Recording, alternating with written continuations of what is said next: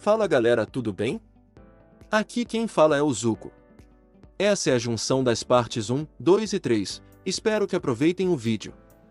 Para aqueles que já assistiram as partes 1 e 2, podem pular direto para os 48 minutos, que a partir desse ponto começa a parte 3. A nossa história se inicia em Manhattan, Nova York, Estados Unidos. Um aviso aparece para todos que estão presentes no local. Iniciando a partida de rebaixamento, a missão será de defesa.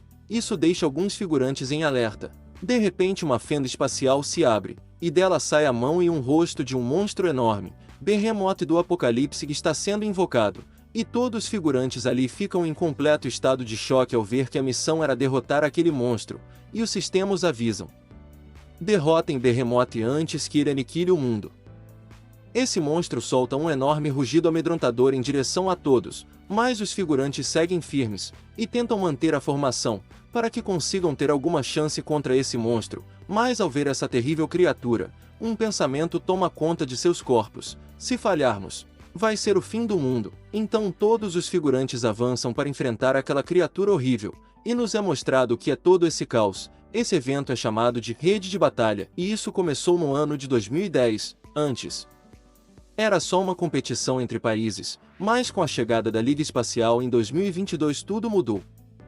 Então começou a batalha pela sobrevivência entre diversas formas de vida no universo. A humanidade, que representava a Terra, sofreu diversas derrotas ao enfrentar esses monstros terríveis. Agora em 2023 só haviam 10 países restantes, e a humanidade se encontrava à beira da extinção.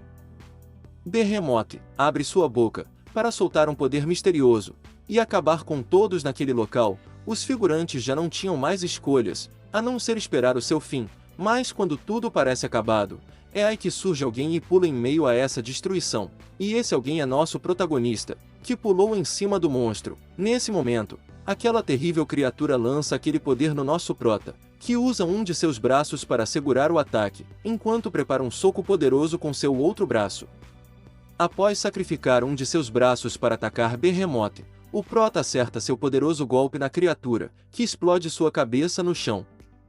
Todos ficam surpresos e se perguntando como nosso protagonista conseguiu matar aquele monstro enorme sozinho. Então nos é revelado o nome do nosso prota. Seu nome é Sung Ji-han, o Santo Marcial, e um dos ranks mais fortes do mundo, ocupando a 7ª posição. De repente nosso prota escuta alguém o chamando. Então ele olha para o topo de um prédio que tem próximo dele, e nos é mostrado quem o chamou. E era Baron Williams, o caçador número 1 do mundo, e líder da guilda do nosso prota. De repente, alguém pula chamando o nome do nosso prota, e essa pessoa é uma curandeira conhecida como a Santa Sofia, e mesmo um figurante avisando para ela não ir agora, pois ainda tinha muita energia do Behemoth naquele lugar. Era muito perigoso estar próximo dessa energia. Jogadores comuns não conseguiam nem ficar em pé, alguns até desmaiavam, mas isso não afetava nosso prota, e a Santa Sofia tenta curar nosso protagonista, que sente muita dor, pois seu braço ainda estava cheio da energia do monstro. A cura do nosso protagonista é interrompida pelo surgimento de um baú de recompensas. Com o surgimento desse baú, o líder da guilda manda eles se afastarem do local porque ele irá ficar com a recompensa. Alguns figurantes até ficam com raiva, porque eles estão agindo como se fosse eles que derrotou o monstro. Barão anuncia quem vai receber a recompensa com ele, e ele chama apenas a Sofia e mais 2 figurantes, que nem se deram o trabalho de nos revelar quem são. Sofia reclama com seu líder, pois ele não poderia deixar o prota de fora da recompensa, já que foi ele quem fez todo o trabalho, e até perdeu um braço para isso. Então Barão mostrou quem ele era de verdade, e falou que não iria dividir nenhuma recompensa com nosso protagonista, pelo simples fato dele não ser um cidadão americano, e fala que nosso prota é apenas um cão útil. Nossa Santa ainda tenta falar com seu líder, mas o prota só sai e diz que não se importa com a recompensa, e fala que ele é só um refugiado, que fugiu da sua terra natal, e que apesar de ter uma habilidade super poderosa de rank SSS, chamada de Artes Divinas sem nome, ele só conseguiu subir até o rank 7 dos jogadores mundiais, e não foi aceito como um americano de verdade, então sempre sofreu muito preconceito. Mas o que mais o incomodava era o fato dele ter sido o último sobrevivente da sua terra natal. E nosso prota, como se não fosse nada, começa a curar o seu próprio braço, e então é anunciado o resultado das batalhas na Terra, e o aviso mostra Game Over. Como foi dada a missão de defesa com a condição de sobrevivência de metade dos jogadores que tem na Terra, é mostrado os resultados. Estados Unidos, sucesso. China, sucesso. Rússia, falha. Japão, falha. E assim é mostrado que todos os outros países restantes também falharam, e o sistema mostra o aviso: a humanidade perdeu, mas eles ainda tinham uma chance. Existiam outros jogadores que também tinham perdido, e eles eram chamados de Urks. A Santa fica desesperada pedindo ao líder dela para ele aceitar o Prota e o chamar para a equipe, e fala que na partida anterior contra os Urks eles só ganharam por causa do nosso protagonista. Mesmo assim ele fala que não vai precisar da ajuda dele, e eles são todos teletransportados para o local da batalha de rebaixamento. E lá estão as 5 pessoas que reivindicaram a recompensa, sendo 4 dos Estados Unidos, e 1 da China. Então o líder Barão fala que já faz bastante tempo que ele não enfrenta os Urks. De repente Barão começa a carregar algum tipo de poder, seus olhos ficam com um brilho forte, emanando muita energia. Então ele começa a voar e parte para cima dos Urks com tudo que tem, e fala que ele é o representante da humanidade. Mais rapidamente, nos é mostrado que a arrogância dele o trouxe, e em apenas um golpe, um Urk corta sua cabeça. Todos ficam em choque, porque o ranquear número 1 deles foi morto na frente de todos em um instante. O sistema avisa: um jogador foi morto. Com a morte de Barão, o ranquear mais forte, logo o sistema começa a notificar que um após o outro os jogadores foram sendo mortos pelos monstros. A Santa é a última com vida naquele lugar, e ela até tenta implorar por sua vida, mas infelizmente seu oponente não tem a menor piedade dela, e antes de tirar sua vida, o monstro agradece aos humanos por serem tão fracos, e com isso os Urks ainda vão sobreviver. O sistema então avisa: fim de jogo, a humanidade foi derrotada e rebaixada da Liga de Bronze. A humanidade chega no fundo do poço, e não tem nenhuma raça abaixo dela. O sistema nos classifica como uma raça imprestável, então o sistema começa a eliminação. Um buraco negro começa a se formar e engolir tudo na Terra. Todos ali ficam apavorados, então começa a aniquilação do mundo. Nos é mostrado a Terra sendo devorada por esse buraco negro, e todos os humanos que ainda estavam vivos, pedindo socorro, implorando por suas vidas, e chamando por seus parentes. O sistema avisa a aniquilação da humanidade concluída. De repente o sistema informa que um erro foi detectado. O sistema informa que ainda há um humano vivo, e esse humano é nosso Prota, que mais uma vez sobreviveu sozinho. O sistema do nosso protagonista informa que as artes divinas sem nome estão resistindo à eliminação. O Prota fica se perguntando como que sua habilidade continua resistindo à aniquilação, e ele fica pensando que se tivesse recebido ela um pouco mais cedo, as coisas teriam sido diferentes. De repente os seres que controlam o sistema começam a conversa. Eles falam que nosso Prota é bem fraco, mas ele tem potencial, e que eles não deveriam ignorar nem mesmo a menor das possibilidades. Nosso Prota fala que se ao menos ele tivesse aprendido o verdadeiro nome da sua habilidade ele seria mais forte, talvez a humanidade não tivesse sido destruída. Os seres misteriosos que falam através do sistema começam uma votação para dar uma nova chance ao nosso protagonista. 3 deles concordam, mas um deles discorda e fala que seria um desperdício de esforço, mas com a contagem dos votos eles decidem dar uma nova chance ao jogador Sung Ji-hoon, e ele retornará ao início da liga. Nosso protagonista acorda, como se tivesse acabado de ter um pesadelo. Ele ainda está tonto, mas tem certeza que escutou os seres falando algo sobre voltar ao começo da liga, e logo ele percebe que não era só um sonho. E nos é mostrado que estamos no ano de 2020, o Prota voltou 3 anos no passado e ele tem a chance de mudar tudo o que aconteceu. Ele logo abre sua janela de status, e ver que está no nível 2. Ele fica muito feliz porque agora ele pode usar toda a informação que ele tem da sua vida passada para ficar muito mais forte. Nessa nova linha do tempo, ele fala que tudo isso agora vai ser diferente. Ele chegou até o fim do jogo, e agora voltou. Então ele fará de tudo para ser o mais forte de todos os ranks. Na época para a qual o Prota regrediu, a Coreia ainda era uma nação estável, porque eles tinham um dos jogadores mais fortes do mundo, e ele era um membro do top 10 no ranking, o ser humano que estava em terceiro lugar dos mais fortes do mundo. Então nos é mostrado alguém com 2 espadas golpeando alguns figurantes em alta velocidade. Essa pessoa era o Rei da Espada, Yo Saijin. Ele era o orgulho da nação, e era considerado um tesouro nacional, graças aos feitos dele como o guerreiro mais forte. A Coreia do Sul sempre esteve em um ranking alto na Liga da Ásia Oriental. Mas naquele dia para qual o prota retornou, o Rei da Espada anunciou em rede pública que iria mudar de nome e de nacionalidade, ele irá se tornar japonês, e seu nome agora será Ryu-Hei. Então em julho de 2020 ele se tornou a mais nova força de defesa japonesa. Esse foi o evento que causou o maior choque da história da Liga de Batalha Coreana. Nosso protagonista estava assistindo a essa reportagem e se recordando que sempre fica com muita raiva ao ver a cara desse traidor, porque depois que ele saiu da Coreia, nunca apareceu ninguém tão talentoso quanto ele para o substituir. No início todos achavam que a rede de batalha era apenas um jogo, mas 2 anos depois, quando a Liga Espacial começou, tudo mudou. A rede de batalha virou uma guerra pela sobrevivência. E se morressem no jogo também morreriam na vida real. Então quando tudo começou e surgiram monstros de baixo rank nos países, foi um massacre inimaginável. E depois que o Rei da Espada deixou a Coreia, eles não conseguiam nem lidar com esses monstros de baixo rank. E assim foi o fim da Coreia, e de vários outros países. Mas todas as pessoas que sobreviveram falavam a mesma coisa: se o Rei da Espada tivesse ficado, a Coreia não cairia em ruínas. O prota fala que o Rei da Espada era um bom jogador, e que também era seu cunhado. Com raiva o protagonista dá um soco no retrato do Rei da Espada, que estava em sua frente. Nosso prota fica se perguntando como que a irmã mais velha dele se apaixonou por esse desgraçado. E ele também se questiona se sua irmã ainda estivesse viva seria diferente.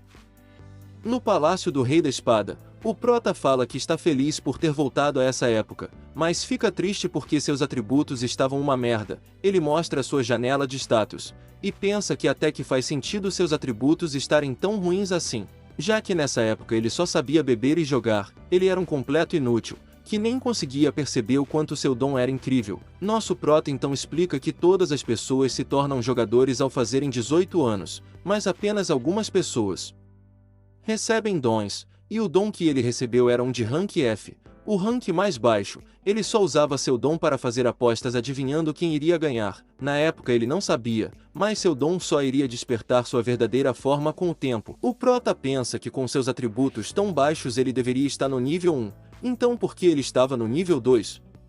A resposta era fácil. Ele tinha bebido uma poção de ganho de experiência por engano na noite passada. Ele se acha um burro por ter desperdiçado esse item, mas logo ele volta a observar seu status e fica surpreso ao ver que tinha uma quantia muito alta de pontos de conquista. Ele se pergunta o porquê dele ter tantos pontos se ele não fez nada antes de entrar na liga. Logo ele percebe que as surpresas ainda não tinham acabado, e que tinha um voucher de troca de pontos de conquista.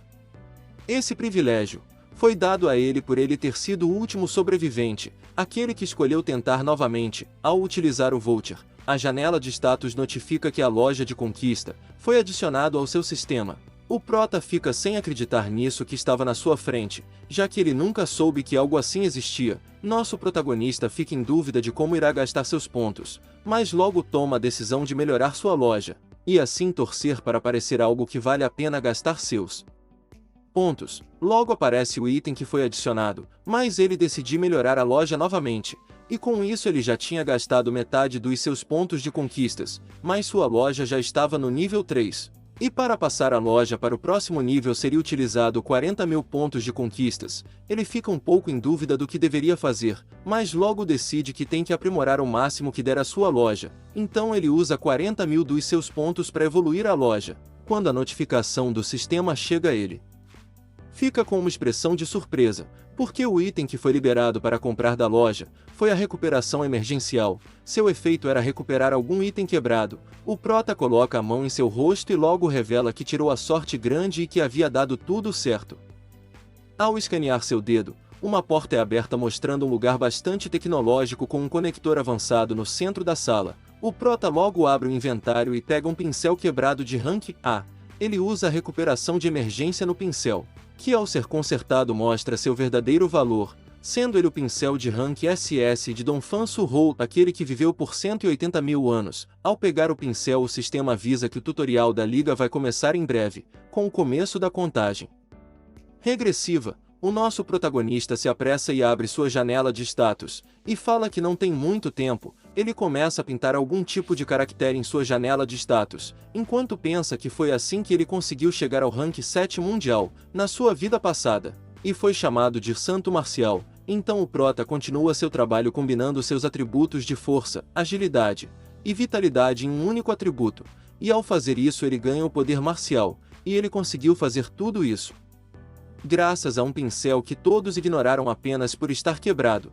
E com isso, ao finalizar seu caractere, é marcado o início do seu despertar. O sistema então o avisa que ele entrou na Liga do Rede de Batalha, e que a missão é de sobrevivência. Ao abrir seus olhos, o Prota percebe que está no Coliseu, percebe que deu certo e conseguiu unir força, agilidade e vitalidade em poder marcial. Ao abrir sua janela de status, é mostrado que ele tem 5 de poder marcial, por ser um atributo único. O Prota recebe mais 10.000 de pontos de conquista. Ele pensa que estava com saudades do seu poder marcial.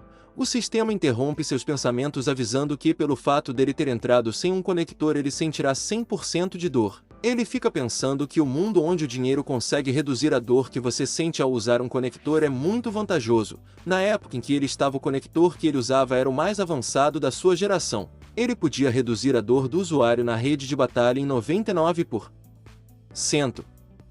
O sistema dá ao Prota uma missão limitada. Essa missão é que ele deve ficar em primeiro lugar no tutorial. Nosso protagonista logo fica animado, porque não havia nada assim antes em sua vida passada. Assim o sistema avisa que o desafio começou. Logo após o aviso, alguém já aparece de surpresa atrás do Prota. Essa pessoa o golpeia mandando ele morrer, já que ele era só um novato. Mas não demora muito para esse figurante ficar com uma cara de surpresa, ao olhar para o protagonista segurando sua espada como se não fosse nada com apenas 2 dedos. Então nosso Prota olha para esse figurante com um olhar muito entusiasmado, e o agradece por ser seu primeiro abate. Voltando um pouco no tempo, para antes do sistema iniciar o desafio, é explicado como funcionam as guildas. As guildas são um tipo de organização que cuida e treina os jogadores. Como o mundo todo usa o rede de batalha, os países começaram a investir em treinar seus jogadores, e com o investimento de várias empresas famosas, a Coreia também criou muitas guildas pequenas e grandes, e assim foi capaz de treinar jogadores fortes no início da liga. Nos é mostrado o Coliseu, um pouco antes do aviso do início do desafio de sobrevivência. Esse era a área 1 da Liga de Bronze, o lugar conhecido como Gangnam. Aqui é a fase de estreia de vários jogadores, então nos é mostrado aquele figurante que atacou o nosso Prota. Alguns minutos antes do desafio começar, ele está procurando alguém para enfrentar. Esse figurante está um pouco nervoso, mas ele se diz o homem mais sortudo do mundo. Ele é de uma guilda grande, a Guilda Estrelas Gêmeas.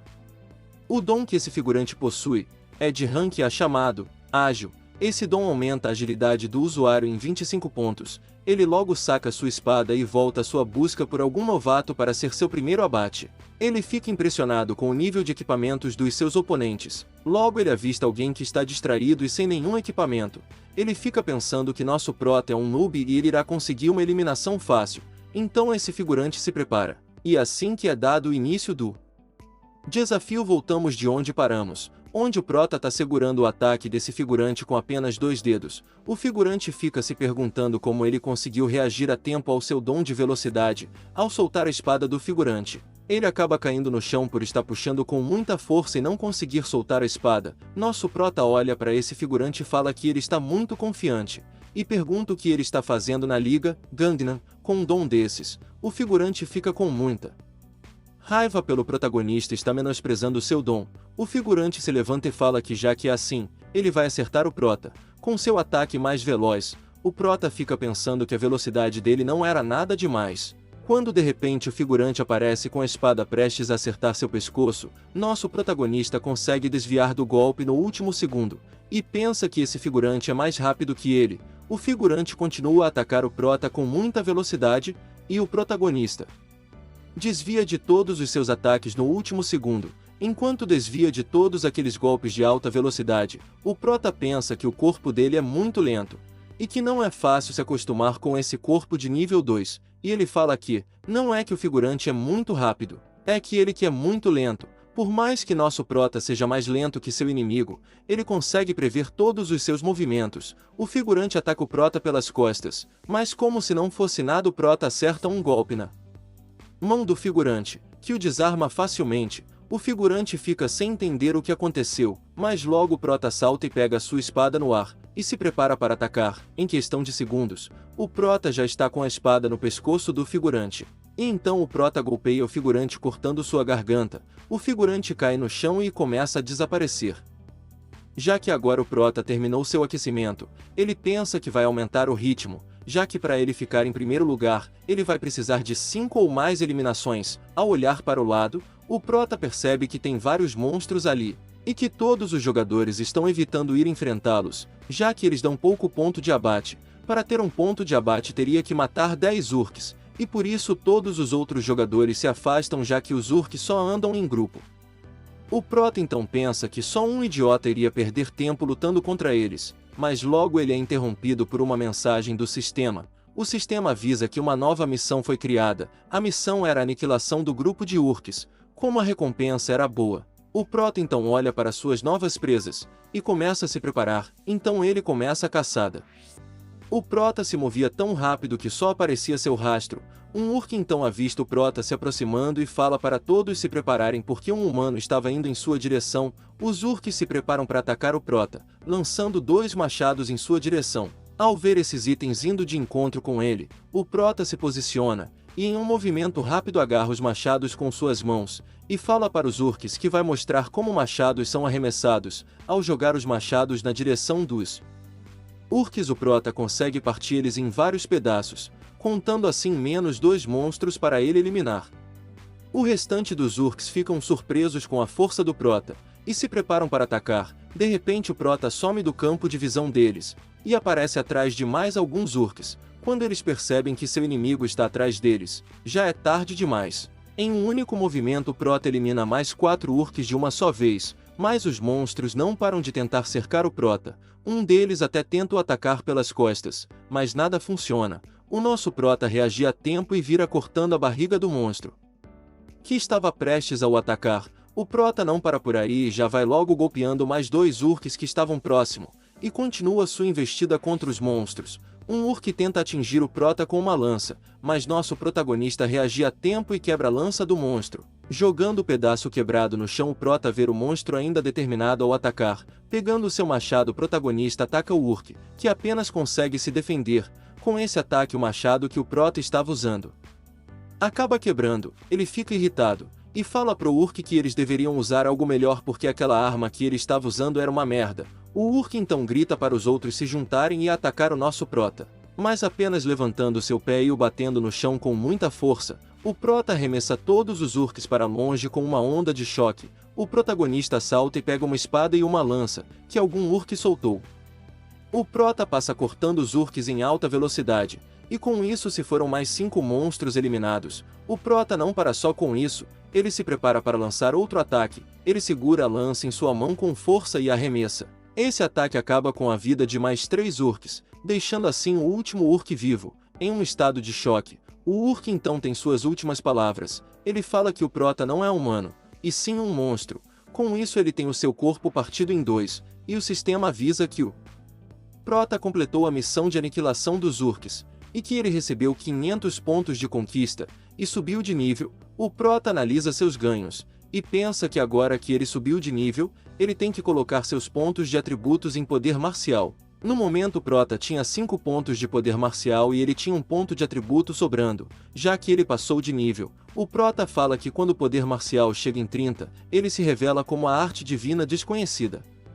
Só tinha um problema: o Prota fala que por ser uma junção de força, agilidade e vitalidade, o poder marcial é 2 vezes mais forte do que se ele só estivesse com 5 pontos em cada atributo, e o poder marcial não subiria de nível, só por ele colocar um ponto de atributo nele. Mas ao clicar no poder marcial, ele usa o ponto que tinha e seu poder marcial sobe para 6 pontos. Ele fica muito surpreso com isso, já que antes era necessário uma experiência de combate e um treinamento muito rigoroso para aumentar o poder marcial. O Prota acha isso perfeito porque ele vai poder evoluir muito mais rápido seu poder marcial. De repente os seus pensamentos são interrompidos por um ataque inimigo, mas o Prota consegue reagir a tempo. A figurante que atacou nosso Prota se revela achando nosso Prota um desgraçado sortudo por ter desviado da sua flecha. O outro figurante que está com ela fala que agora o Prota vai ter que enfrentar eles. O Prota fica pensando que isso acontece às vezes. Os jogadores se unirem para enfrentar oponentes mais fortes. Por mais que o tema do desafio seja sobrevivência, não tem nenhuma regra que impeça esse tipo de coisa e julgando pelos seus equipamentos, eles são da mesma guilda, o prota então se prepara para enfrentar eles. O sistema avisa que o desafio está prestes a acabar, então é mostrado o rank do nosso prota no desafio, e ele está em primeiro com 4 abates, lembrando que 3 desses abates são dos monstros que ele eliminou. Como havia 30 monstros, precisava matar 10 para ter um abate. O prota está com apenas um ponto de diferença do segundo colocado, então ele vê esses dois como uma oportunidade para aumentar mais os seus pontos e ganhar o primeiro lugar com mais facilidade.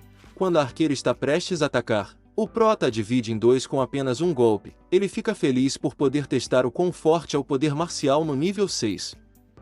O cavaleiro que estava com a arqueira fica se perguntando como o prota foi capaz de fazer isso com uma mulher, mas o nosso protagonista não está nem aí para ele, e logo surge atrás do figurante para o golpear. Ao acertar um poderoso golpe nas costas do seu oponente que grita com dor, ele fica surpreso ao perceber que a armadura do guerreiro era muito resistente, e conseguiu suportar seu ataque. O guerreiro então fala que o prota nunca vai conseguir fazer nada com uma arma ruim dessas.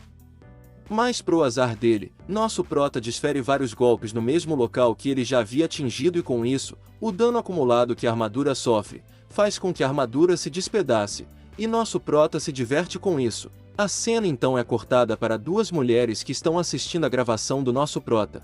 Uma delas é a gerente executiva da guilda Estrelas Gêmeas, seu nome é Lee Rayon, que vamos chamar de Senhorita Lee. A outra mulher é sua guarda-costas, seu nome é Inga Eonji, eu irei a chamar de Senhorita In.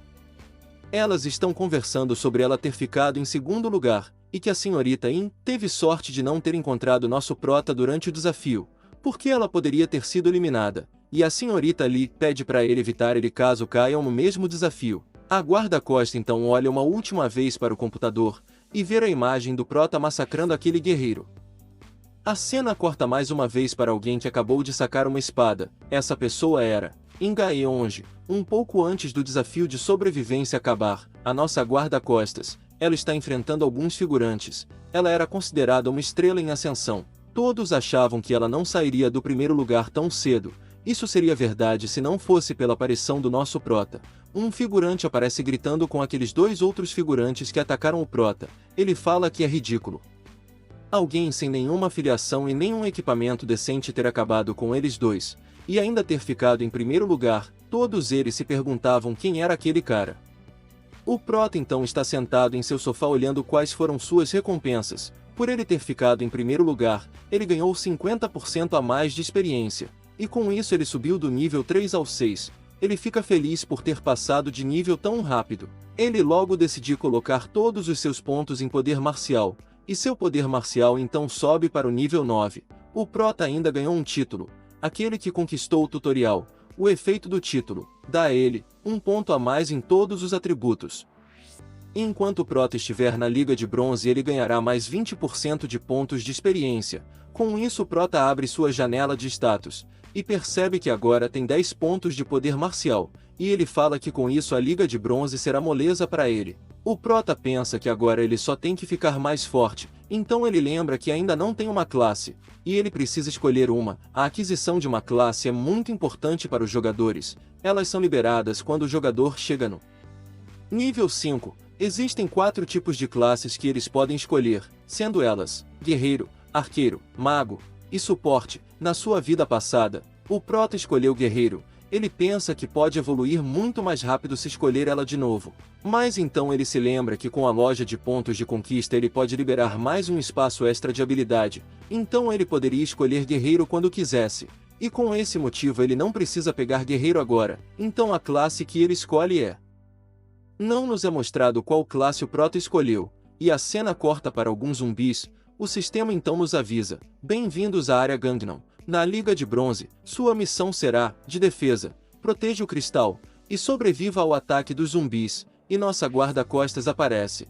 Sua classe é guerreira. Ela acha nojento todos esses zumbis. De repente 2 raios caem atrás dela, e nos é mostrado que aqueles raios são mais 2 jogadores, que se juntaram à equipe da nossa guarda-costa. Um deles é um arqueiro com equipamentos de nível B, que é afiliado a uma guilda, E o outro é um mago com equipamentos de ótima qualidade, que não está afiliado a nenhuma guilda. A senhorita In olhou para cima esperando o próximo jogador a se juntar à equipe, porque em desafios em equipe são com 4 participantes, e como eles já tinham um guerreiro, um arqueiro e um mago, faltava apenas o suporte, que nesses desafios de defesa e sobrevivência, eles são os mais importantes. Nisso o último raio cai próximo aos jogadores. E é revelado o último integrante da equipe. Isso mesmo, pessoal, o nosso prota escolheu a classe de suporte. Com isso voltamos um pouco no tempo. Para o momento em que o prota estava escolhendo a sua classe, o sistema notificou que a classe não combinava com o jogador, mas o prota tinha um motivo pelo qual ele escolheu essa classe, mesmo o sistema o avisando que não combinava com ele, é por causa do poder divino. Assim que alguém escolhe a classe suporte, ele desbloqueia o atributo de poder divino. E esse poder vai ser um componente muito importante para o nosso prota, desenvolver um novo atributo único, mas o poder divino é um atributo muito difícil de ser melhorado, e quase não evolui através de treinamentos. Não tem muitos métodos de evoluir esse tipo de poder, mas como sempre, nosso prota conhece um meio para evoluir esse tipo de poder, um método que ninguém mais conhece.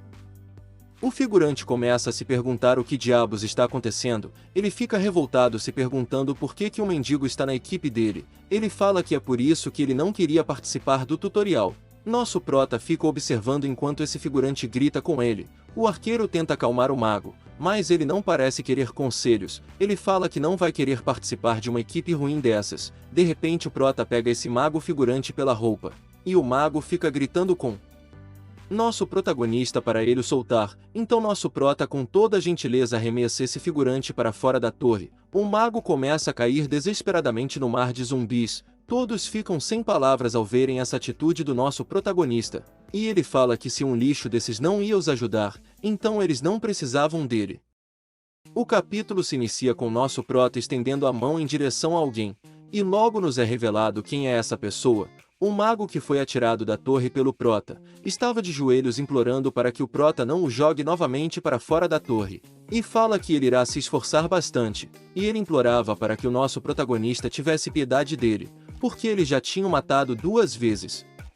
O nosso prota explica pra gente que nesse modo de desafio, os jogadores têm 3 vidas, e o prota já tinha acabado com 2 das vidas do mago. O prota pensa que como ele já havia perdido 2 das vidas que ele tinha, ele talvez iria se comportar melhor. Enquanto o mago está de joelhos, ele pensa que se morrer mais uma vez ele ficará em último lugar na classificação do desafio, e ele não pode deixar isso acontecer, porque se ele ficar em último seu nível irá diminuir, por causa de uma penalidade do desafio. E ele iria perder uma habilidade que ele gastou muito para adquirir, a habilidade iria desaparecer porque o mago não teria os níveis necessários para ter a habilidade. O prota ainda debocha da cara do mago, perguntando por que dele ter mudado de atitude tão rápido. O prota pensa que o mago bem que poderia atacar ele com a habilidade de fogo que ele tinha usado antes de perder a 2ª vida, e isso tornaria as coisas menos chatas. O mago logo muda sua feição ao receber um elogio do prota, falando que sua habilidade de usar o fogo não era nada mal. O mago pensa que com isso ele pode ficar um pouco mais tranquilo, até porque ele é um mago de fogo, e além disso ele é nível 15, e esse tipo de jogador é muito valioso em desafios desse tipo. Nossa guarda-costas então fica olhando pro nosso prota, e pensa que ele não estaria disposto a perder um aliado tão valioso como esse mago. Nossa guarda-costa também fala que já tinha visto esse mago em algum lugar. Ela fala que ele é um encrenqueiro que pertencia a uma das 10 grandes guildas do país, mas ele falhou 4 vezes em se tornar um jogador de rank prata, e com isso ele surtou e queimou vários jogadores, se tornando assim apenas um pedaço de lixo. Enquanto o prota estava perdido em pensamentos, o mago fala que tem uma condição para ele ajudar a equipe, e essa condição era que o nosso protagonista pedisse desculpas por ter o arremessado. O arqueiro logo se anima e fala que isso é perfeito, se o nosso prota pedir desculpas tudo ficará bem e eles finalmente poderiam trabalhar em equipe, mas o mago em pensamentos fala que nosso prota era um merda, e que ele iria pagar da próxima vez.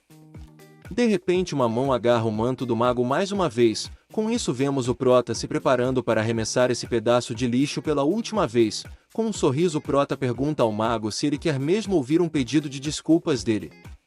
O mago fica sem entender nada, de repente tudo fica embaçado. Antes que o mago pudesse falar ou fazer qualquer coisa, o nosso protagonista já tinha o arremessado para cima, enquanto nosso prota pensa que todos iriam pensar que ao invés do mago, era ele quem estava procurando encrenca, mas ele não se importava com isso, ele então rebate o mago como se fosse uma bola de beisebol.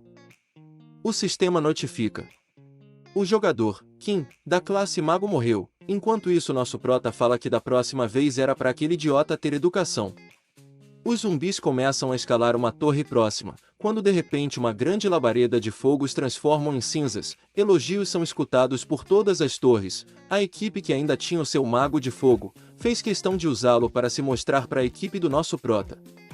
O arqueiro então fica questionando nosso prota em pensamento, falando que era para esse tipo de coisa que eles precisavam de um mago de fogo. O arqueiro não aguenta guardar tudo para si, e fala que nosso prota deveria ter perdoado o mago, e que por causa do orgulho besta do nosso prota todos seriam afetados e não conseguiriam ter uma classificação boa no desafio. O prota o ignora enquanto olha sua janela de status e fica surpreso ao ver que tem uma missão em cadeia no seu sistema. Ao analisar um pouco a missão, o prota pensa que é uma missão muito difícil. Matar 1000 zumbis sozinho não era uma tarefa que ele conseguiria no seu nível atual, mas a recompensa era boa demais para ser ignorada. Enquanto nosso prota fica refletindo sobre a missão, a guarda-costas estava silenciosamente julgando ele. Ela fica pensando que estava em uma situação terrível para esse tipo de desafio, mas deixando de lado o que o prota fez. Ela pensa que nunca imaginaria que ele se tornaria um suporte com esses atributos absurdos que ele tinha. O arqueiro fica muito irritado pelo fato do prota ainda estar o ignorando. Ele fala que se o nosso prota for continuar agindo assim é melhor ele lutar sozinho. Com um olhar de surpresa, o protagonista pergunta se pode mesmo fazer isso, e o arqueiro confirma com um pouco de dúvida. A senhorita In pede gentilmente que o prota ficasse na retaguarda, enquanto ela ia para a linha de frente. Por mais que ela pense que o desafio já tinha sido arruinado pelas atitudes do nosso protagonista, como jogador ela tinha que fazer alguma coisa. Mas logo sua expressão muda ao ouvir o prota falando que estava tudo bem, e que ele iria acabar com os monstros. Com isso o prota pede para que a guerreira proteja o arqueiro. Por mais que o arqueiro não goste muito disso e tente questionar a decisão do prota, eles logo mudam o foco ao verem uma mão escalando a torre. Quando o monstro que subia a torre é revelado, a nossa guarda-costas fala que é um zumbi de sangue. Ela e o arqueiro logo tomam posturas de combate, e o arqueiro fala que esse monstro é diferente dos zumbis normais. Ele fala que o corpo desse monstro é completamente feito de líquido, e por isso não dava para matar com ataques físicos. O monstro avança com um salto para cima do prota, mas ele já estava pronto para atacar. Com apenas um movimento, o prota explode a cabeça do zumbi com facilidade. Tanto o arqueiro como a guerreira ficam sem entender como isso foi possível. Logo nos é mostrado que o prota estava usando uma habilidade chamada de Chama Branca Sagrada. Nosso prota continua em guarda, porque atrás do zumbi de sangue, vários outros zumbis estavam vindo atacar. Mas com movimento rápidos o prota começa a atacar todos os zumbis que estavam se aproximando, acertando sempre suas cabeças. Quando outro zumbi de sangue apareceu, o prota logo explodiu sua cabeça assim como fez com o anterior. Enquanto ele pensa que não sabe se vai conseguir realizar a missão, o corpo do zumbi estava caindo com o pescoço brilhando com chamas brancas. O prota toma sua postura de batalha e fala que vai tentar completar essa missão do sistema. Com isso o prota avança com tudo para cima dos outros zumbis que já tinham escalado a torre. Enquanto o sistema vai notificando o número de abates aumentando, o prota continua sua investida nos zumbis, que nem tinham tempo de fazer alguma coisa. O prota então pensa que como ataques físicos não funcionam em zumbis de sangue, pelo fato do seu corpo ser feito de líquido, ele fala que consegue matar eles porque na hora dos seus ataques ele libera um pouco de poder divino e com seu ataque consegue finalizar o zumbi facilmente. A guerreira e o arqueiro ficam impressionados com a força do prota, e pensam que ele é um suporte insano. O arqueiro fala que nem se importa mais se o prota é rude ou não, eles teriam que respeitar ele já que ele está fazendo um ótimo trabalho matando todos aqueles zumbis.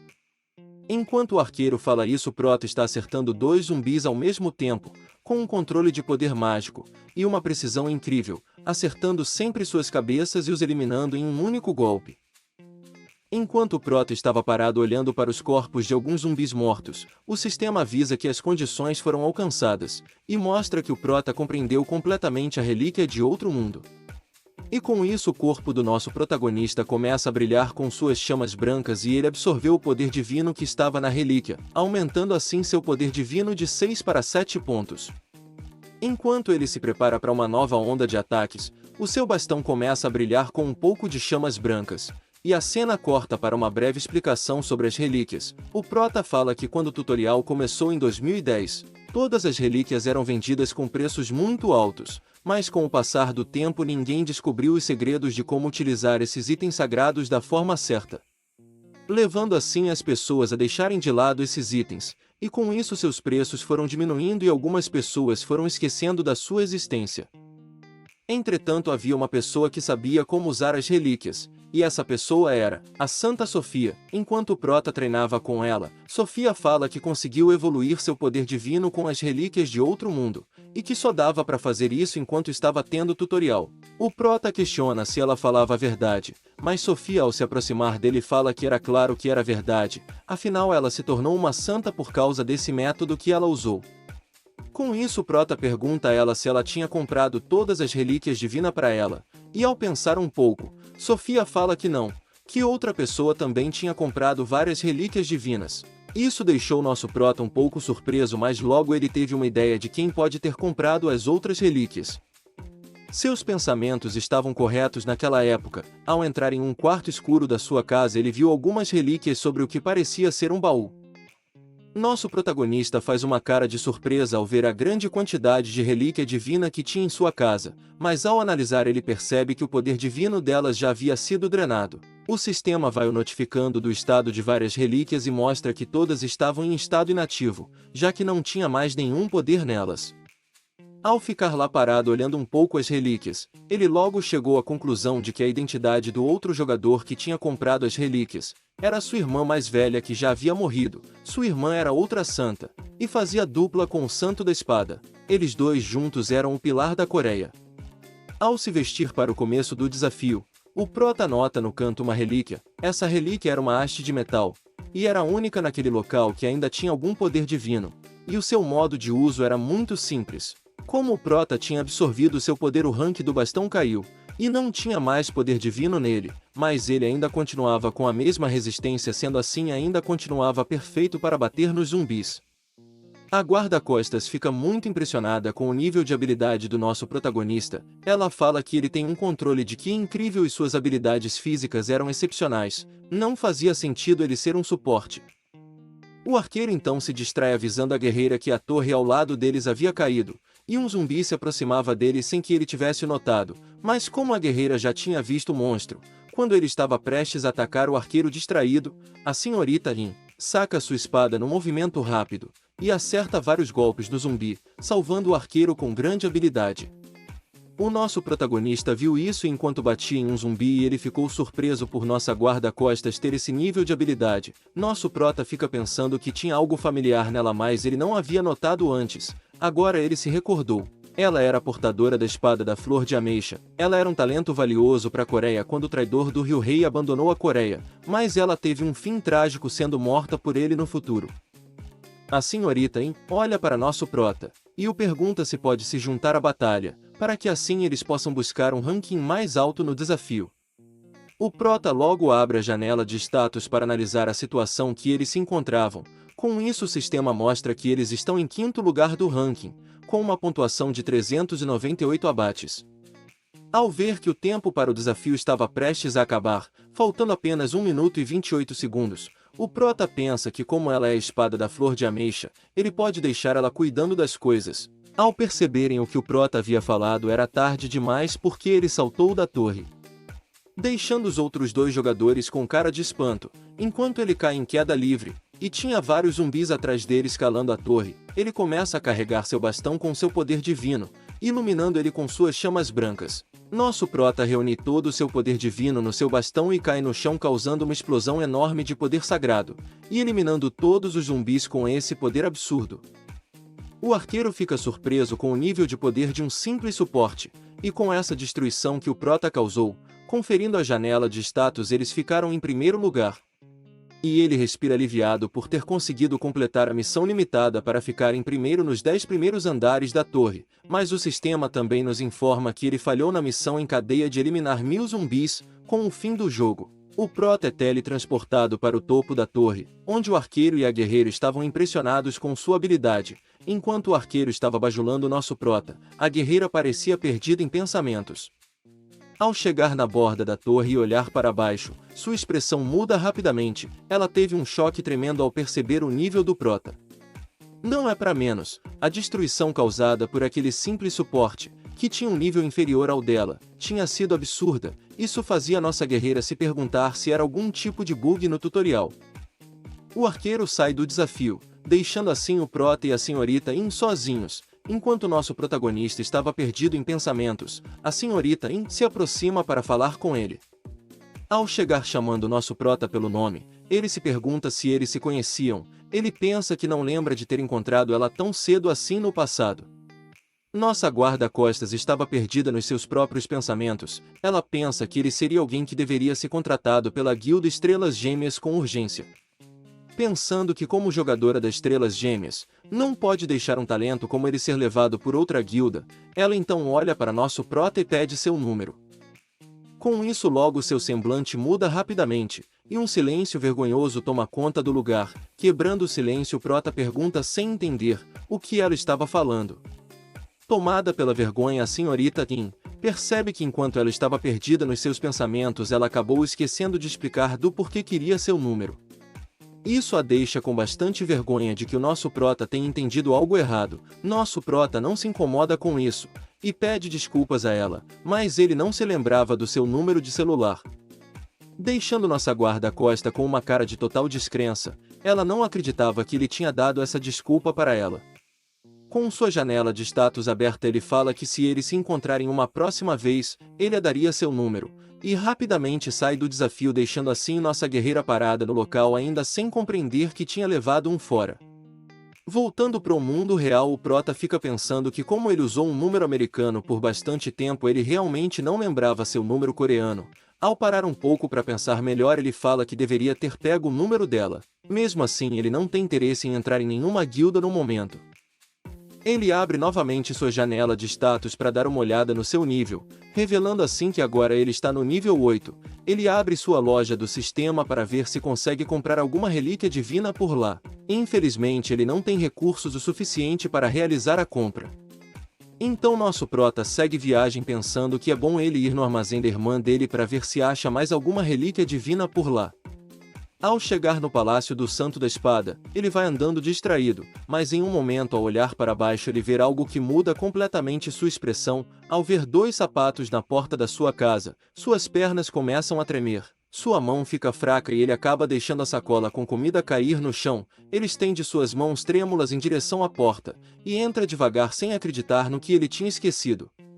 Ao abrir a porta tinha uma pessoa parada de costas para nosso protagonista. Seu rosto nos revela uma expressão de surpresa e preocupação. Alguns momentos passam por sua cabeça, onde a mesma pessoa estava cuidando dele enquanto ele era um alcoólatra desprezível. As memórias do nosso prota começam a se despedaçar quando ele se lembra do sofrimento que teve ao ter essa pessoa morta em seus braços. Com um olhar doce, a garota vira para nosso prota e o manda entrar e lavar as mãos, revelando ser sua sobrinha que no futuro havia falecido em seus braços. Nosso prota chama pelo nome de sua sobrinha. Ela se chama Yeon Sae-ah. Ela tem apenas 17 anos. O prota fica sem saber o que falar, pois havia esquecido completamente que sua sobrinha estaria viva. Mas ele logo consegue fazer uma pergunta a ela, que logo responde meio sem graça que acabou chegando um pouco mais cedo. O protagonista não consegue prestar muita atenção no que ela fala, ele só consegue pensar que quando a sua sobrinha nasceu, sua irmã estava muito ocupada com o trabalho dela, e ele quem cuidou da Sae, e por isso ele era tão apegado a ela. Enquanto a Sae fala que tá todo mundo falando do seu pai, e que ele é notícia em todos os jornais. Todos se perguntam, o que vai ser da Coreia agora? Será que a Coreia vai estar segura? Enquanto a Sae pensa que agora será somente ela e seu tio, o Prota ainda estava perdido nos seus pensamentos. Ele falava que como ele tinha perdido toda a sua família quando ainda era criança, ele agora só tinha sua sobrinha, então ele era muito apegado a ela. Colocando a mão em seu rosto, ele fica indignado perguntando à sua sobrinha se o pai dela, ao menos, teria ligado para ela. Ela meio sem jeito fala que sim, ele tinha ligado para ela. Mas, a notícia não era muito boa e ela estava um pouco desconfortável para falar, mas ela fala que ele havia se apaixonado, enquanto ele falava que isso era tudo o que ela precisava saber. Ela até tentou falar mais com ele, e o questionou. Como assim apaixonado? Por acaso ficou maluco? Perguntou Sae. Ela também perguntou o que ele queria que ela fizesse a partir de agora, e se ele iria abandonar ela. Friamente seu pai responde que sim. Ele iria abandonar ela. Essa era a condição que a pessoa pela qual ele tinha se apaixonado havia imposto para ela aceitar os seus sentimentos. O Prota então tem um ataque de fúria, e chama o pai da Sae de pedaço de merda desprezível. Mas logo ele se acalma, porque no futuro de onde ele veio o Santo da Espada sempre foi assim, um pedaço de lixo irresponsável. Sae olha para trás, e acaba não vendo seu tio emanando uma aura intensa de pura raiva. Ele estava assim porque ainda continuava pensando nas coisas que o lixo do Santo da Espada fez. Quando Sae olha para o seu tio de novo, ela pergunta se foi ele quem havia quebrado o retrato. Isso faz com que a aura que rodeava o nosso Prota se dissipasse na hora. Nosso Prota fica um pouco nervoso e tenta se desculpar. E explicar que fez isso quando estava com muita raiva, e não estava pensando direito, mas sua expressão muda rapidamente, quando sua sobrinha faz uma pergunta a ele. Por que você fez isso antes de mim? Eu tava pensando em fazer o mesmo, tio, não se desculpe. Isso deixou nosso Prota com uma expressão de muita surpresa. Ele solta um suspiro profundo, e pensa que ela sempre foi assim, mesmo quando a mãe dela morreu e seu pai a abandonou. Ela sempre continuava com um grande sorriso, e ainda se preocupava mais comigo do que consigo mesma, mas ele fala que as coisas serão diferentes agora. Ela não iria mais precisar ser assim, porque a partir de agora, ele iria protegê-la. Colocando a mão em cima da cabeça da sua sobrinha e aproximando ela do seu peito, ele fala que ela já estava tão grande e já sabia até cuidar do seu tio. Ele então pede para ela não se preocupar tanto a partir de agora, pois ele irá cuidar e proteger ela, a todo custo. Então nos é mostrado o prédio da Guilda Estrelas Gêmeas, em um dia normal e pacífico. De repente nossa guarda-costas aparece com uma expressão de tristeza e desaprovação, enquanto alguém ria de fundo. A pessoa que estava se acabando de rir era a senhorita Lee. Por mais que nossa guarda-costas pedisse para que ela parasse de rir dela, a senhorita Lee solta uma gargalhada, que todos que estavam passando ficam olhando para ela. Ela pede desculpas, e fala que não estava conseguindo evitar, enxugando seus olhos. Ela fala que nosso Prota é bastante engraçado. Não lembro o meu número. Que tipo de desculpa é essa? Nossa guarda-costas fica um pouco cabisbaixa e fala que ela não tinha o que fazer, já que a primeira impressão é baseada na aparência, e diferente da senhorita Lee, ela não se achava tão atraente à vista dos homens. A senhorita Lee pensa, realmente ela está falando sério? Por acaso será que ela não percebe o quanto ela é popular? Enquanto ela fala isso, vários homens estavam olhando e falando sobre a nossa guarda-costas, alguns até pensavam em pedir o número dela. A senhorita Lee sai falando que não era para a senhorita In falar isso em público ou as pessoas iriam xingar ela. Um tempo se passa e a senhorita Lee está sentada tomando seu chá. A senhorita In pergunta a ela como que ela pretendia recrutar nosso Prota. Ela fala que tem que fazer isso de qualquer jeito, já que os velhotes que mandam na guilda disseram que não importava o método, eles queriam o Sung Jihan. Enquanto ela pensa que também acha que deve recrutar nosso Prota, ela se distrai com o som de uma notificação. Olhando para seu celular, ele mostra que a notificação se tratava de uma live que nosso Prota estaria começando nesse exato momento. Ela logo abre sua janela de sistema para assistir a transmissão do nosso Prota. As duas ficam surpresas ao notarem onde o Prota está. O Prota está ajeitando o ângulo da sua câmera. Terminando seus preparativos, ele olha para a estátua das espadas gêmeas. E algumas pessoas começam a interagir com ele na sua live. Ao se posicionar em um local onde a câmera registra ele e a estátua perfeitamente, o Prota pede para que sua sobrinha se afastasse um pouco de onde ela estava. Sua sobrinha fica um pouco surpresa, mas concorda em atender o pedido do seu tio. Com isso nosso prota levanta o pé e coloca seu poder divino nele, e então pisa com força no chão, causando uma grande destruição. Uma onda de choque segue rachando o chão até a base das espadas gêmeas, e uma forte explosão ocorre atrás delas. Deixando assim todos surpresos e sem entender o que o prota estava fazendo, o chão embaixo da estátua das espadas fica com uma cratera enorme, mas isso não foi o suficiente para destruir elas, e nosso prota ao ver isso, se prepara para dar um soco carregado de poder divino. Enquanto algumas pessoas no chat falavam para ele não fazer isso, e tentam até ameaçar o prota, também tem aqueles que concordam e sentem raiva do santo da espada. Com seu soco poderoso, nosso prota destruiu a estátua em vários pedaços. Isso gera várias opiniões diferentes, alguns aprovam, e outros o criticam com tudo que podem. Essas pessoas que ficam criticando nosso prota, são o fã-clube do Santo da Espada. Com as visualizações explodindo, o prota recebe uma conquista do sistema. De repente, como um efeito dominó, várias outras notificações começam a chegar. O prota, olhando para seu pulso emanando energia, fala que agora eles vão falar sobre o posicionamento sobre a traição do Santo da Espada. Cortando um pouco para uma breve explicação sobre o BattleTube, esse sistema é um serviço de streaming para o Battle.net, que é uma plataforma de vídeo que tem uma participação de mercado sem igual, com quase todas as pessoas tendo acesso, sendo parte do Battle.net. É possível conseguir várias conquistas e recompensas, através de visualizações e inscritos. Para o nosso prota, que é cunhado do Santo da Espada, nunca teve situação melhor para pegar essas recompensas. Nosso protagonista fica feliz ao receber esse monte de conquistas uma atrás da outra. Ao olhar para o lado, ele percebe que acabou irritando muitas pessoas, exatamente como ele imaginava.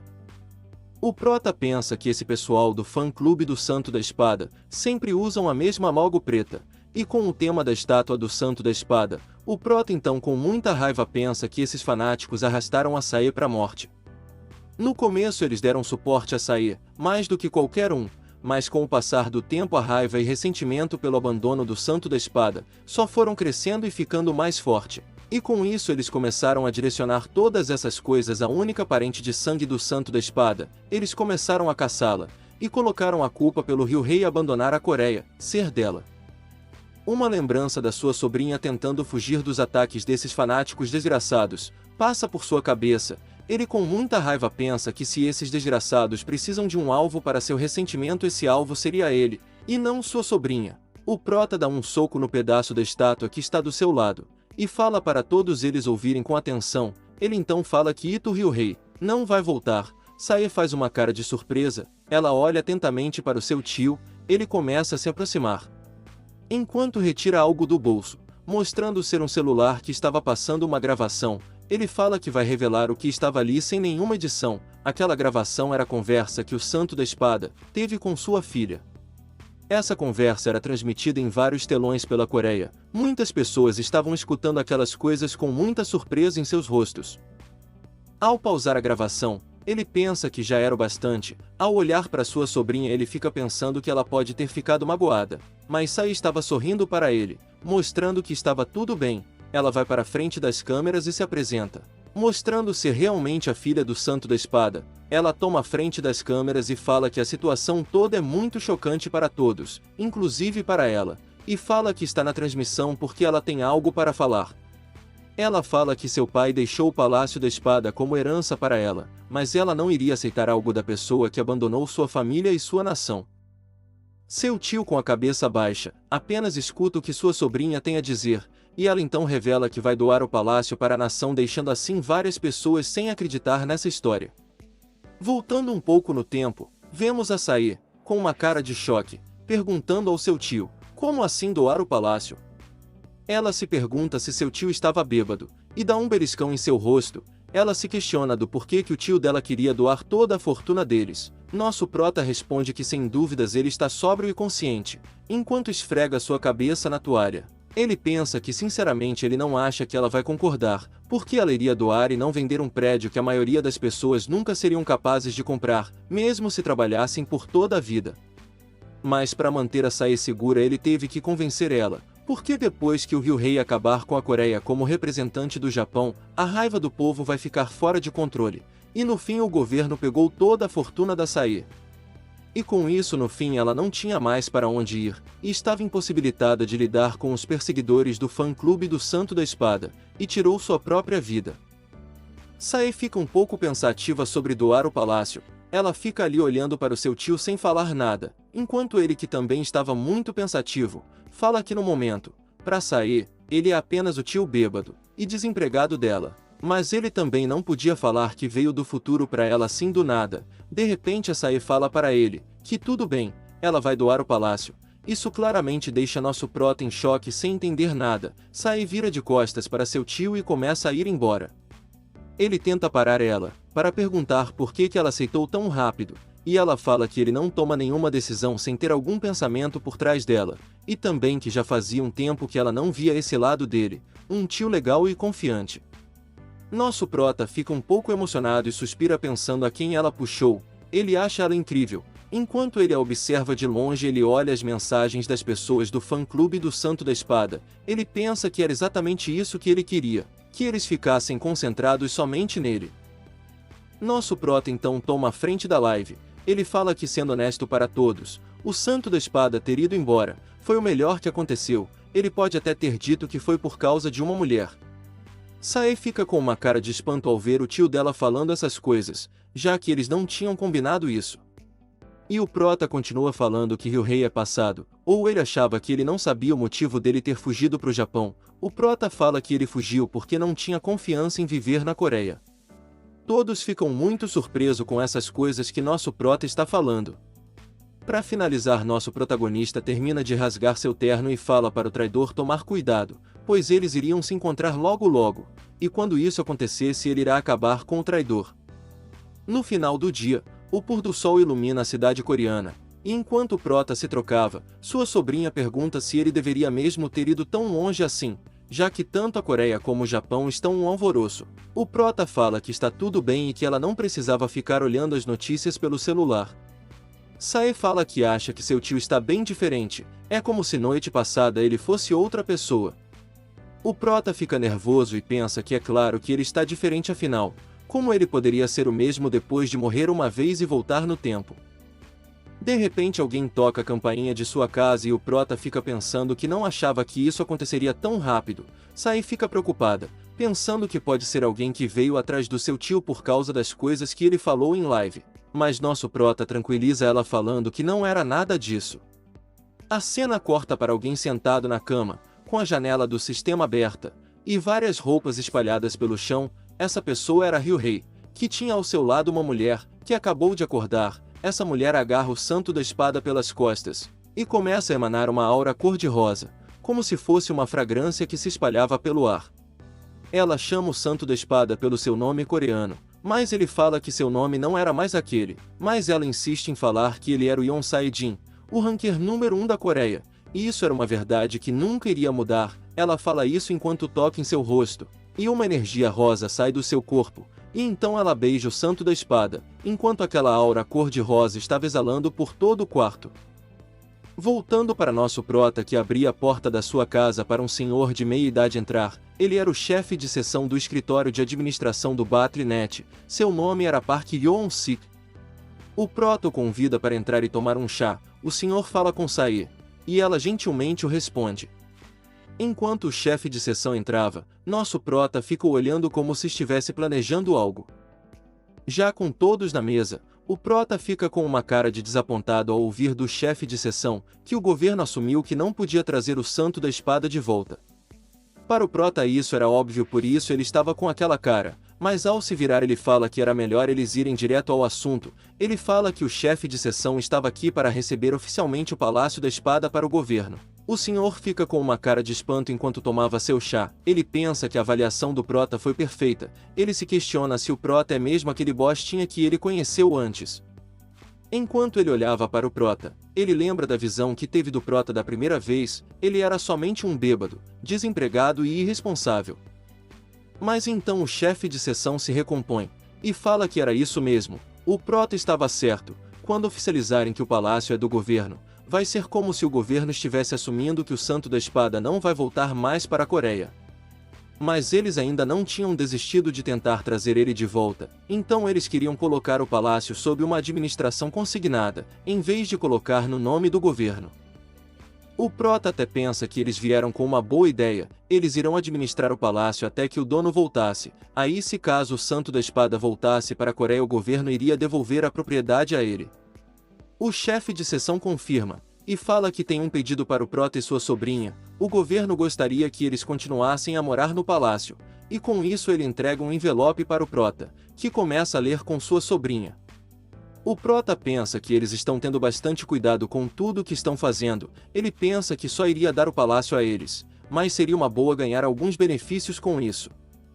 Colocando o contrato na mesa, o prota fala que iria assinar, mas ele tinha um pedido a fazer antes. Olhando com confiança para o chefe de seção, ele se prepara para falar seu pedido. Infelizmente não sabemos o que o nosso prota pediu, e a cena corta para um jogador chamado Luz Dourada, que estava ao vivo. Ele então aparece para mandar um oi para os seus telespectadores. Ele está no topo da cabeça de uma das estátuas na arena de bronze, aquela mesma arena que o prota participou no começo. O jogador Luz Dourada salta da cabeça da estátua e cai no chão em uma pose completamente ridícula, tirando até um comentário de quem o assistia. Sacando sua espada, que em conjunto com sua armadura são todas douradas, assim como seu nome, ele faz uma pose para chamar atenção enquanto fala com seus seguidores. De repente alguém presenteia o jogador com 100 GP, e isso faz com que o Luz Dourada fique em completa animação e comece a dançar e gritar.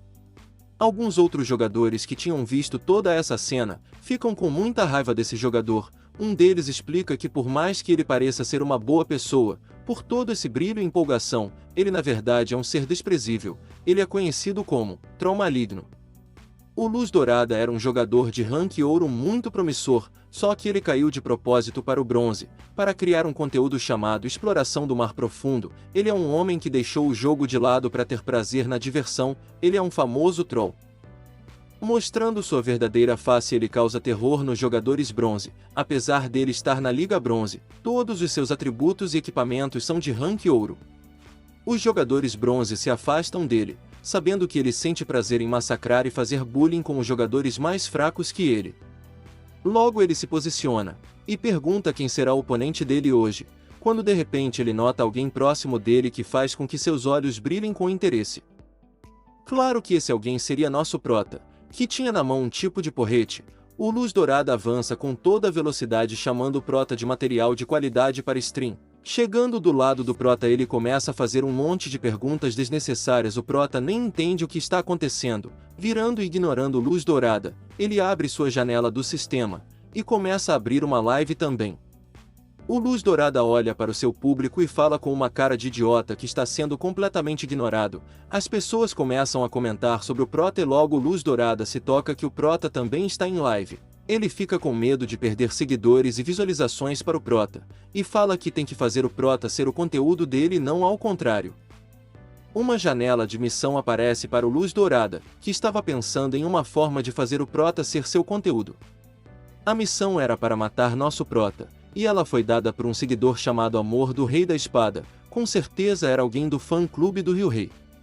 A recompensa da missão era de 2000 GP, o Luz Dourada chega até a soar. Ele fala que 1 GP equivale a $1, ou seja, tinha $2000 como recompensa.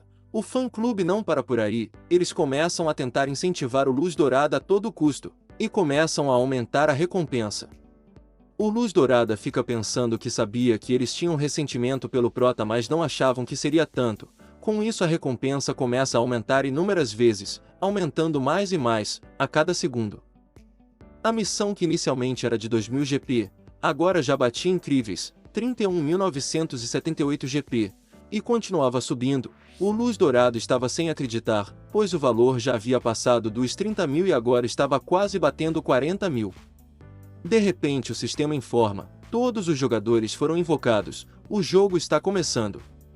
Isso deixa o Luz Dourada com uma cara de espanto, e é mostrado o valor final da recompensa. O valor parou em 42.713 GP.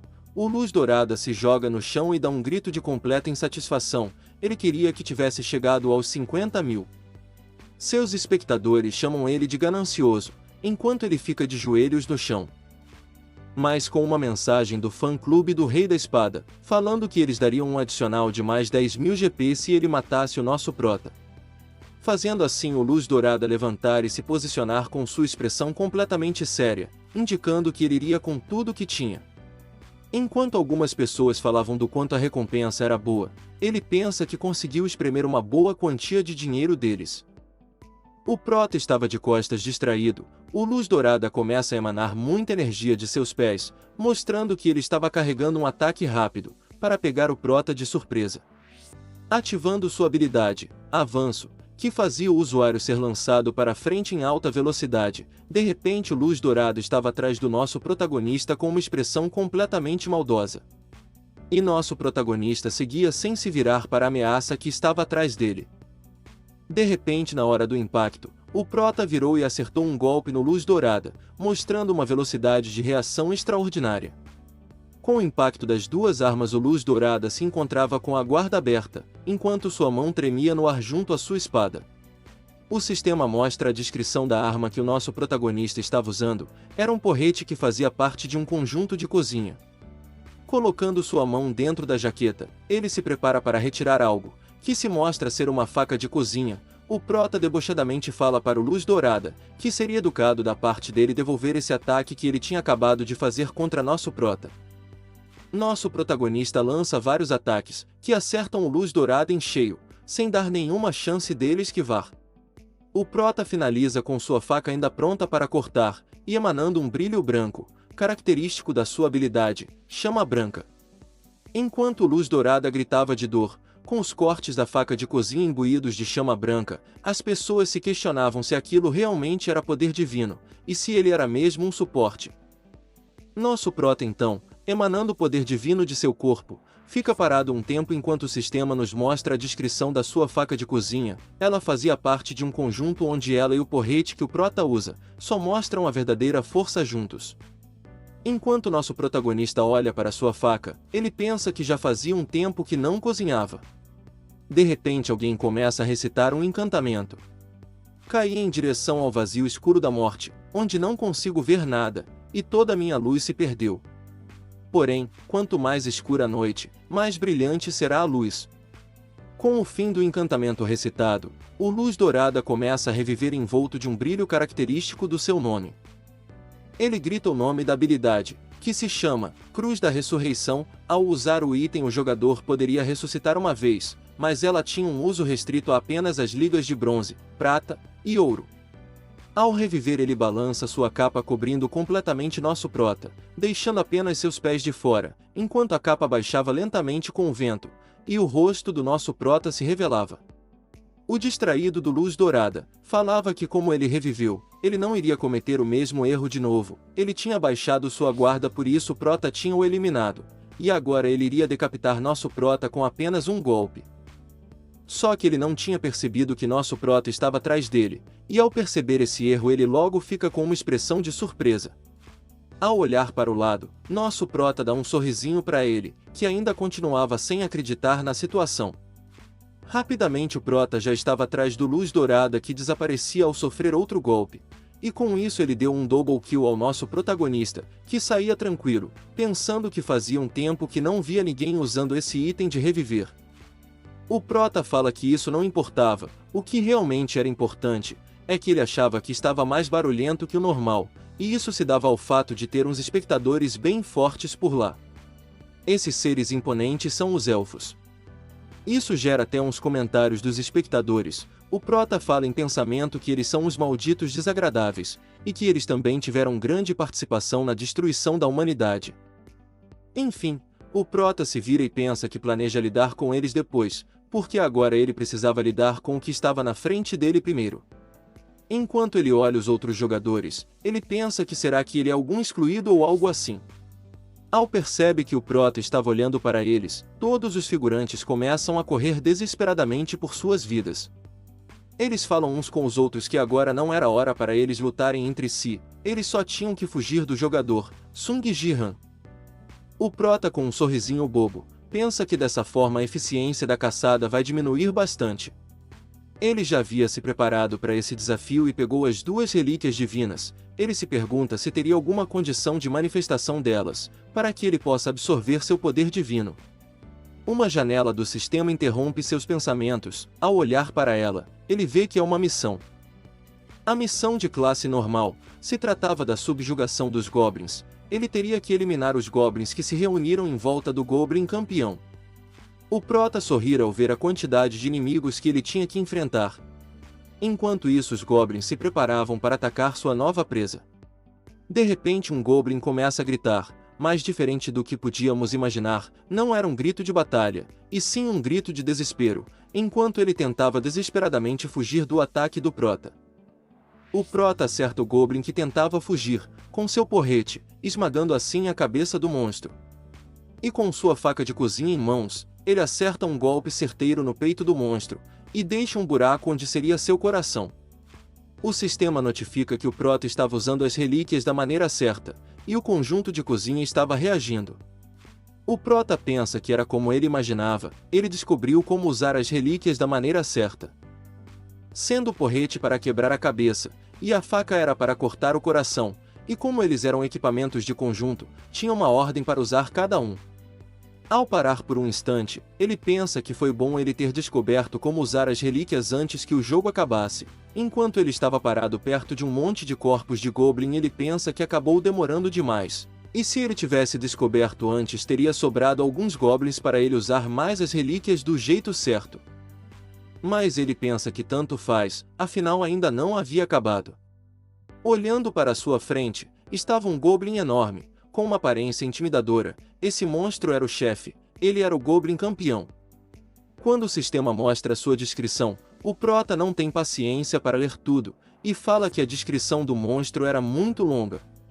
Quando parecia que teria alguma luta épica, ou até mesmo um pouco mais desafiadora, o prota acerta o porrete na cara do grande chefe Goblin, jogando o monstro no chão com uma enorme facilidade. Com sua faca em posição, o prota não ligava para a descrição do monstro, ele falava que no final, o chefe Goblin era simplesmente um Goblin um pouco grande, finalizando assim o monstro com incrível facilidade. O sistema aparece, notificando o prota por ter concluído a missão. Sua recompensa foi de 500 GP, e ele também ganhou um ponto de poder divino. Mostrando novamente os atributos das suas relíquias divinas, o sistema notifica de que os ranks delas diminuíram, de rank D para rank E. Limpando suas armas, ele pensa que como elas ainda estão no rank E, ele ainda vai conseguir pegar mais um ponto de poder divino delas, mas ele iria ter que começar a caçar os jogadores para ser mais rápido. Vendo dois guerreiros lutando, ele pensa que eles correram para bem longe, mas se não tem outro jeito, se a montanha não vai até Maomé, Maomé vai até a montanha. Com seu corpo emanando poder divino, ele avança em direção aos outros jogadores. Com o céu azul da cidade de Seul na Coreia, alguém acabava de soltar um grito.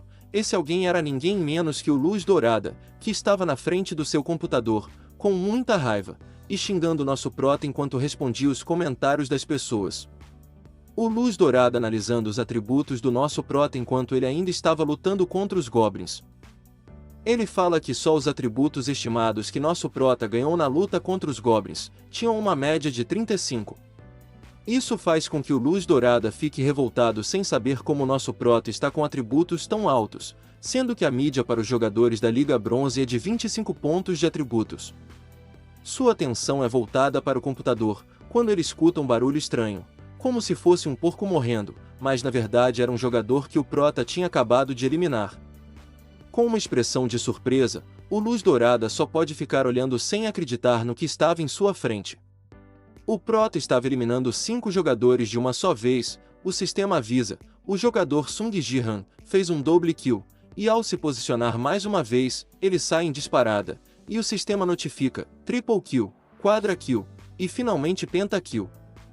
Alguns figurantes até falam em parar de lutar, e focar somente no nosso prota. O arqueiro pede um buff ao mago, que com raiva ainda aceita. O arqueiro chama nosso prota de hacker desgraçado e manda ele sumir logo do desafio. E o prota fica olhando enquanto ele lançava seu ataque. Com uma chuva de flechas indo em direção ao nosso prota, ele estava parado, como se estivesse aguardando a aproximação das flechas ao invés de tentar desviar. Com a chegada das flechas, o prota usa seu porrete para rebater todas. Com uma grande facilidade, ele então começa a rebater as flechas na direção dos figurantes. Parando e encarando os figurantes como se não fossem nada, eles aparecem com umas caras de bobo, sem entender o que havia acontecido. Logo depois fica claro para a gente o que aconteceu, enquanto os dois jogadores desapareciam do desafio. Nosso prota tinha lançado as duas últimas flechas em direção aos dois, e assim garantiu mais um double kill.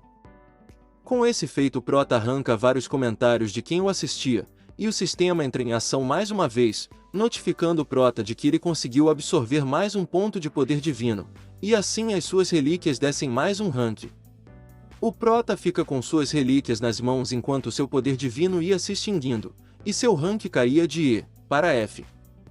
O prota, com sua janela do sistema aberta, vê que completou mais uma missão, e era uma missão oculta, que era para eliminar 10 jogadores no Coliseu, sendo premiado com 5.000 pontos de conquistas. E o prota fica pensando que ele conseguiu poder divino, e pontos de conquistas, que era tudo o que ele queria, mas ele ainda estava longe do necessário. Enquanto ele ainda estava olhando suas recompensas, uma nova missão foi distribuída ao nosso prota. A missão de rank épico, encontre a Rainha das Sombras dentre os espectadores no Coliseu e a provoque. O prota se pergunta como uma missão épica apareceu na Liga Bronze, e ele fica mais surpreso ainda com a recompensa, que se tratava de 50.000 pontos de conquista e o melhor, ele ganharia o interesse da constelação, Rainha das Sombras. Constelação, um ser absoluto que representa uma estrela e os deuses do rede de batalha.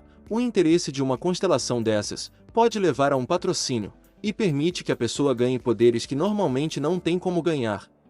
O prota olha em direção à arquibancada, e pensa que tem que conquistar essa recompensa não importa como. Mas tinha um problema, como que ele iria achar ela no meio de tantos elfos poderosos, que o observavam, todos com olhares penetrantes e que passavam um ar de superioridade, e nesse meio estava a Rainha das Sombras, mas uma coisa era certa, ele iria fazer de tudo para encontrá-la. Esse foi mais um vídeo, espero que tenham gostado. Se gostarem, se inscrevam no canal, e deixem seu like, que isso vai me incentivar a continuar. Muito obrigado, até o próximo vídeo e fiquem com Deus.